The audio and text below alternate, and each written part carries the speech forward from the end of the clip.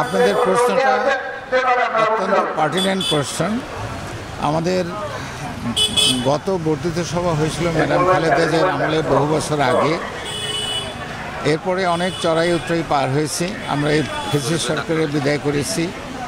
এখন যে সরকার চলছে, আমি মনে করি প্রফেসর ইউনূস সাহেব অত্যন্ত বুদ্ধিমান ব্যক্তি।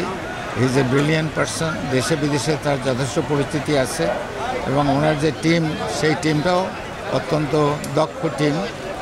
এবং এই বর্ধিত সভায় আমরা বিগত দিনের কথা কি হয়েছে না হয়েছে সেটাও বলবো, আগামী দিনে আমাদের কি প্ল্যান সেটাও বলবো।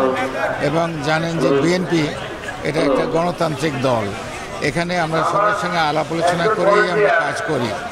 তো এখানে প্রায় ৩,৫০০ রিপ্রেজেন্টেটিভ আসবে।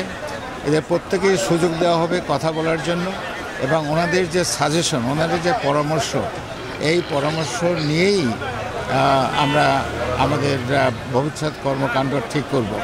তবে আপনারা জানেন যে বর্তমানে যদিও ফ্যাসিস্ট সরকার নাই, কিন্তু ওনারা এই বর্তমান আমাদের যে তত্ত্বাবধায়ক সরকারকে অস্থিতিশীল করার জন্য এহেন কাজ নাই যেটা ওনারা করেন নাই এবং এখনও করছেন। যেহেতু তাদের প্রথম যেটা ছিল মাইনরিটি কার্ড দিয়ে ওনারা চেষ্টা করেছেন, ওনারা আনসার ভিডিও দিয়ে চেষ্টা করেছেন, ইসকন দিয়ে চেষ্টা করেছেন। ওনারা যে আমাদের যে উকিল সাহেবকে চিটাগাঙে জবাই করলো, আপনার চিন্তা করেন এই ঘটনা যদি কলকাতা, দিল্লি বা বম্বেতে ঘটতো তাহলে কত হাজার মুসলমান সেখানে নিহত হতো। তো এগুলো আমরা ম্যানেজ করেছি। এখন যে আওয়ামী লীগের প্রথম যে প্ল্যান ছিল, প্ল্যান এ, সেটা টোটালি আপনারা, আমি ধন্যবাদ দিচ্ছি আপনাদেরকে, দেশবাসীকে, যে তাদের প্ল্যান এ টোটালি আপনারা নস্যাৎ করে দিয়েছেন। এখন তারা শুরু করেছে প্ল্যান বি। সেই প্ল্যান বি যাদের মাধ্যমে কার্যকরী করার চেষ্টা করতেছে, তার মধ্যে প্রায় সব স্তরের লোকই আছে। তবে যে জিনিসের জন্য আমাদের খুব বেশি সাবধান হতে হবে, কেয়ারফুল হতে হবে, সেটা হলো ভারতীয় র।